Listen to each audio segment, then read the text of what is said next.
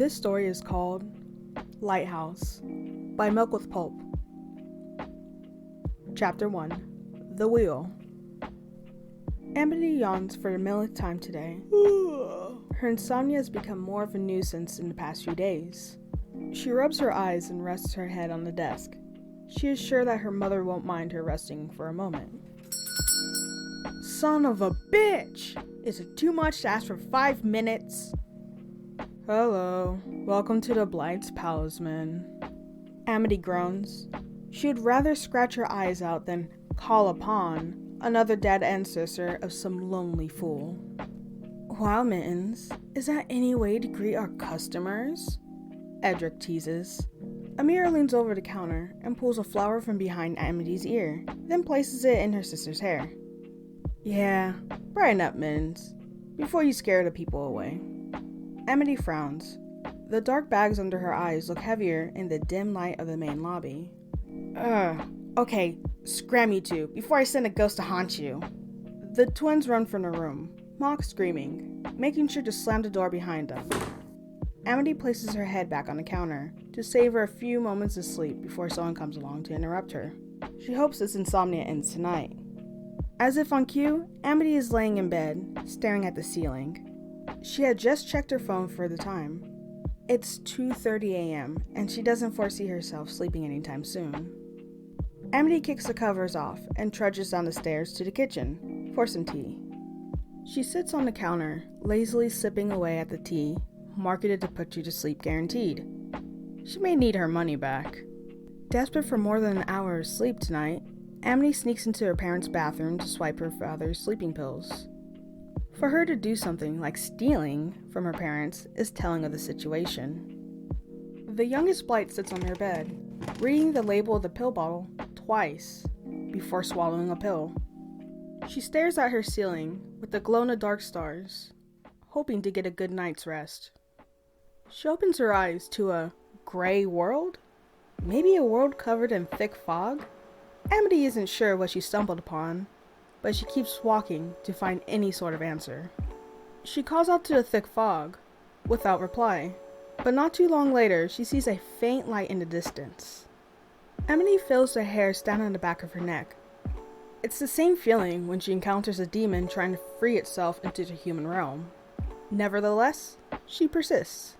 Amity finds in the distance what looks like a person sitting on a bench under a streetlight. They look to be casually waiting for something. As Amity gets closer to the person, she sees it's a teenager, about her age, with tan skin, wearing a white shirt and rainbow swim trunks. No footwear of any kind. The strange girl sees her and jumps up from her seat, much like a puppy seeing their owner after a long day of work. Hi! Oh, hi! I'm so glad to see you! Amity tilts her head to the side. This is by far the strangest dream she's ever had. Hello? You were expecting me? You? No. But anyone, honestly. I've been bored. The teenager practically vibrates with energy. Amity extends her hand in a polite manner. She is used to handling all types of people in her family shop. I'm Amity Blight. And you're? The teen shakes her hand a little too hard. I'm Luz Nocera. Nice to meet you. The Blight smiles at the stranger. She seems to have a good heart, but she doesn't understand why her hand is still standing on end. Well, Luz, do you know where we are? Or how to leave? Luz flops dejectedly on the bench. Not a clue. All I know is I woke up here, on this bench. Amity strokes her chin, thinking of the multiple possibilities. After all, sleeping pills are known to have side effects like strange dreams. She doesn't want to be so dismissive of the situation. This also could be something to do with her magic. The teen, who looks like she's on her way to the beach, speaks up. How about you? Do you know a way out? No. I woke up in the fog over there. She points in a vague direction where she came from. I saw the light and followed it here. How long have you been here? Luz's smile drops, like she got news her goldfish died. I don't know. Hours? Weeks? Her eyes widen in panic. Oh God, how long have I been here? Amity reaches out to hold the scared teenager. Providing comfort isn't in her bag of tricks. It's gonna be alright. We can figure out a way home. Luz looks at the other teenager with her big sad eyes. You promise? Of course. I would be an asshole to leave you stranded. Come on, let's walk around and see if we can find a magical door. Luz perks up. Like in Azora. Book 3, where she gets stuck in the Shadow Labyrinth. Amity smiles at her enthusiasm. She wonders if the other teenager is always like this.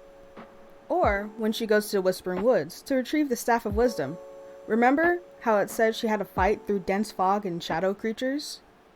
Luz gasps and marches in place, like if she didn't move so erratically, she would explode on the spot. Oh, you read Azora? I thought I was the only one. I get teased for still reading a baby book. The two reach the edge of where the light touches. Amity keeps walking, but Luz looks like she ran into an invisible force field. Oh, shit! Luz rubs her face. She feels like someone smashed her head against a brick wall. Amity helps her new friend off the floor. That's weird. I can pass through just fine. But why can't you? She eyes the teenager, not suspicious of who she is. Mint! Wake up! Amity is startled by the suddenness of her older sister's voice coming from behind her. She turns around to see she's back home in her room, with her siblings panicking. Amity sees she's on the floor, under a pool of water. Amira is on the phone with her eyeliner streaking down her pale cheeks. Meanwhile, Ed has his hand winding back for a powerful slap, but he notices her eyelids flutter open. Oh, thank fuck! Em, she's awake! Ed holds his baby sister in his arms. Em quickly joins in on the wet bear hug. We thought you killed yourself. Em sobs into Amity's neck. Things click in Amity's sleep-laden brain. The bloodshot eyes, her new obsession with the underworld, the sleeping pills. Fuck. No, I'm fine, I swear. I was just in a deep sleep. I had a hard time waking up. Amity hugs her two siblings, trying her best to calm the two. I just wanted to sleep through the night, so I took one of Dad's pills. The three eventually untangle themselves from their embrace. Amira gets back on the phone, while Edric grabs a nearby towel on the back of a chair. Phew. You really know how to scare the shit out of us. Edric mops the water off the floor, and tosses the wet towel in a bucket near the foot of her bed. Please say something next time. If not to Mom or Dad, tell us. We thought we lost you. Amity shakes her head. This is all a big misunderstanding. She releases a shaky breath. I don't know why I haven't been able to sleep more than a few hours for the past week. Dad's on his way from the shop. Amira cuts in. I know this is going to sound crazy, but I dreamed that I was in some other world with a girl my age. She seemed like she was stuck there, but I was free to go anywhere. But I had trouble finding my way home. I'm not sure if that means anything. The twins look at each other, then to their baby sister, like they just spoke to each other telepathically. It's still not confirmed if they can, but Amity wouldn't be surprised if they could. You should see Mom. She could give you some insight, Edric says. Amira adds, she also might kick your ass for stealing Dad's pills. The trio hear heavy stomping up the long staircase. They turn to the door as it's kicked open by their dad, his eyes bloodshot, matching his youngest daughter's. The man has been plagued by insomnia before they were born. Later that morning, more like afternoon now, she steps into her mother's room in the family shop. The decor is something like a hippie threw up during a drug trip and never cleaned it up. Just ill, no. Hello, dear. I heard about this morning. Odalia gazes at her daughter, her superiority complex on full display. Did Dad tell you? Her daughter politely takes a seat. No, the ball told me. Odalia waves her hand at the glass ball that supposedly sees all. Even though Amity has seen her family perform magic that science couldn't explain, she still doesn't buy into all this shit. Did the ball give you the answer behind my strange dreams, or why I haven't been able to sleep? Or should I seek out real medical advice? The youngest Blight crosses her arms. Odalia waves her hand over the ball, knowing her daughter's lack of faith is only a phase. I think this situation calls for guidance from the cards. Her mother slides out of her large leather chair to light the incense stick on the decorated table behind Odalia's large chair. She returns with a stack of old tarot cards. The cards are faded with crows, supposedly generations old, but Amity likes to think her mother bought them at a flea market. The fortune teller pulls a card from the deck.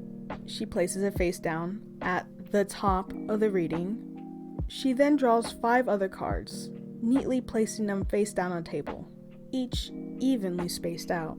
She slowly drags her fingertips by each card, trying to feel the magic in each one. Interesting. So far from what I'm getting, it seems like your dreams are trying to predict something. Amity ignores the comment. She is sure it's part of a script. Odalia flips over the first card, 4 of Summer. The unhappiness you feel in your life is your own doing. You need to appreciate the small things.